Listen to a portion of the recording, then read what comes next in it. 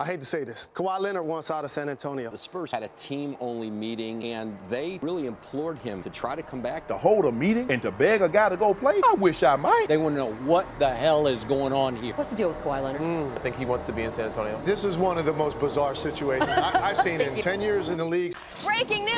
Kawhi Leonard wants out of San Antonio. So what's up, guys? Mike here, and yes, Kawhi Leonard demanded a trade. The NBA offseason just started, and bang! This is amazing. I love NBA drama, and I cannot wait to see where Kawhi goes. Now, because it is the NBA offseason, I do want to remind you guys that every single time something like this happens, whether it's a rumor or a crazy draft pick or a trade or a free agent signing, I'll be making a video on it right away, even if it doesn't fit my Monday, Wednesday, Friday schedule. Which means if you're new to this channel, make sure to subscribe right now so you do not miss a single video. And if you're already subscribed, some people have been saying they haven't been getting my notifications, so make sure to click the bell right here so that you get every single video sent to you. With that said, today we are going to be looking at the 4 teams I think Kawhi Leonard has the best chance of getting traded to. Now, we have to remember that Kawhi does not have a no trade clause. He isn't a free agent. Basically, San Antonio can send him to whoever gives them the best offer. So let's look at the 4 teams that can do just that. Number 4, the Philadelphia 76ers. Honestly, I think Kawhi is going to go to one of the top 2 teams on this list, but I do have to say that Philly is the absolute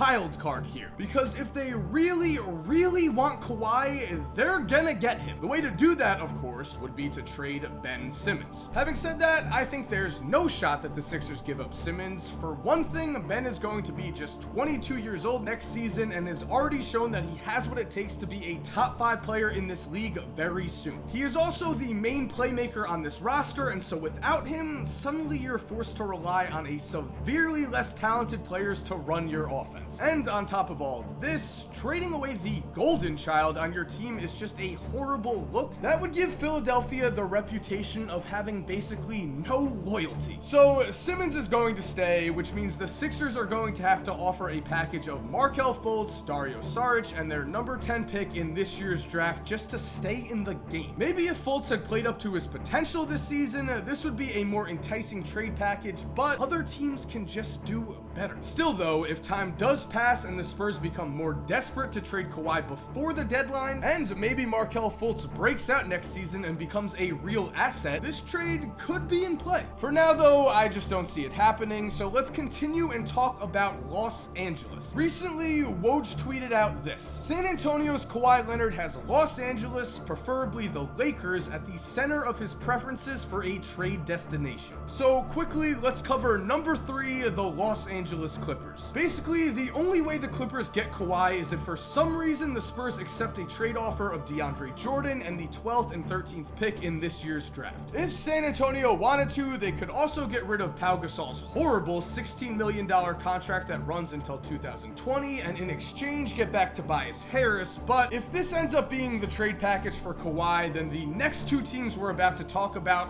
really messed up. So yeah, being honest with ourselves, let's move on to the more realistic LA option and before we continue, guys, I'm happy to say that this video is sponsored by SeatGeek. Now, SeatGeek is an app that takes all of the best ticket prices from around the internet and puts them all in one place for you to get the best deal. It's also very easy to see what the best deals are because SeatGeek scores every single ticket on a scale from 0 to 100 based on how good that ticket's price is. Another awesome part about SeatGeek is that when you're choosing your ticket, you can actually preview the seat that you're looking to buy, which is sick because it's like you're previewing the experience you're going to have. So if you want the best tickets for the best prices, download SeatGeek right now and use the promo code 2KMike for $20 off your first purchase. Also, link will be in the description, and now back to the video. Number 2, the Los Angeles Lakers. Now, going to the Lakers makes sense for Kawhi based on everything we've heard. He wants to be seen as a bigger star in this league. He wants more endorsement money. He wants to be more well known in general. So obviously going to Los Angeles and becoming a part of the NBA's most famous franchise will do that for him. Again though, Kawhi does not have a no trade clause. He's not a free agent. He can't force his way to any team, which means the Lakers are going to have to put together a serious trade package in order to get him. Before we get into that package though, let's talk about the fact that if the Lakers can get Kawhi, they might just have a super team on their hands, because this summer, of course, LeBron and Paul George are free agents. Both of them them have been linked to the Lakers, and the Lakers have the cap room to sign them both, and then, if they're able to trade for Kawhi, that's a ridiculous big three. If you put those three guys at the 2, 3, and 4 spots, you'll have 3 players who can all get their own shots and defend practically every position. This would also work out very well for LeBron, as he would still have the chance to be as ball dominant as he wants and run the offense at times, while also having the opportunity to take a step back and let his other star teammates take over. That's what LeBron has said he's wanted going into this offseason, to carry less of the load on offense next year, and teaming up with Kawhi and PG will certainly accomplish that. The only problem here is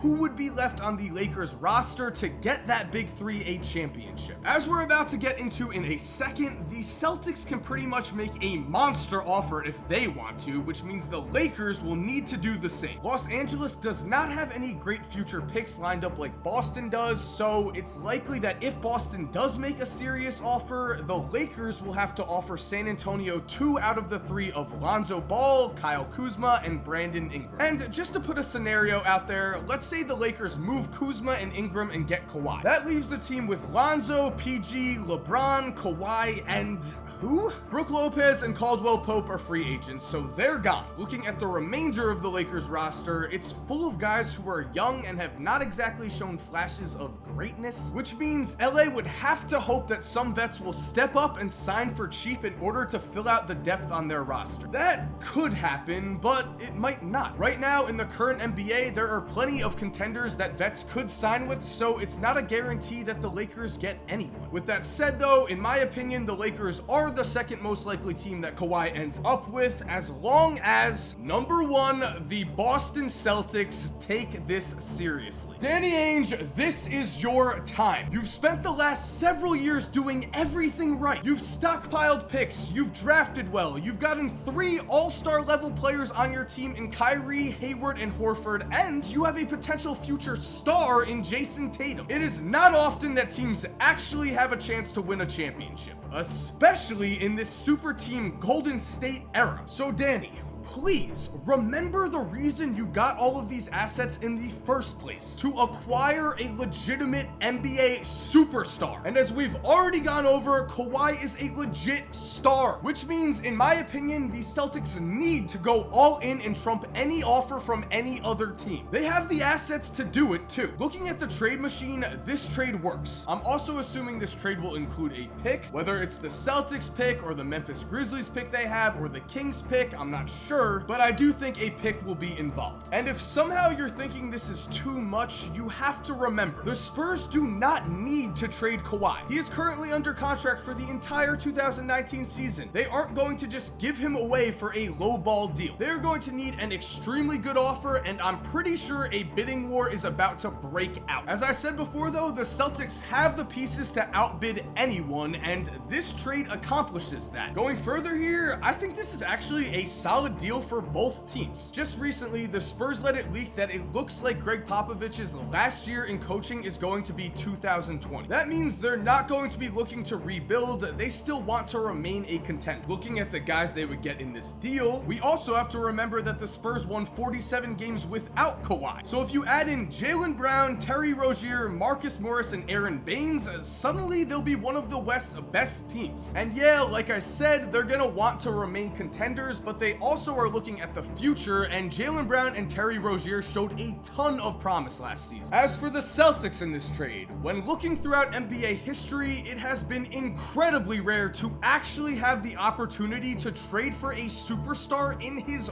prime. And so when that opportunity comes and you have the pieces to make a deal work, you have to pull the trigger. The Lakers jumped at the chance to get Kareem and won 5 championships with him. The Heat traded for Shaq and won a title. The Nets made the move to get Jason Kidd and reached the finals twice. The Celtics pulled the trigger on trades for Ray Allen and Kevin Garnett and won the 2008 NBA championship. Again, this does not happen every day. Superstars usually are not open for the highest bidder. And so Also, Boston needs to go all in, and if they do, the NBA is going to be terrified. If the Celtics keep Tatum, they would trot out a starting lineup of Kyrie Irving, Jason Tatum, Kawhi Leonard, Gordon Hayward, and Al Horford. That is the perfect team in this modern era. They've got a ridiculous amount of scoring and shooting at every position. Every guy from the shooting guard to the center can switch onto any position. They also would just happen to have two superstars who have led their teams to championships and know what it takes to win a title. And yeah, did I mention they also just so happen to have the best coach in the NBA, not named Greg Popovich. Brad Stevens has time and time again overachieved with Celtics rosters that were lacking talent. That might be extreme recently, but look at what the man did without Gordon Hayward and Kyrie Irving in the playoffs. Imagine what he would be able to do with this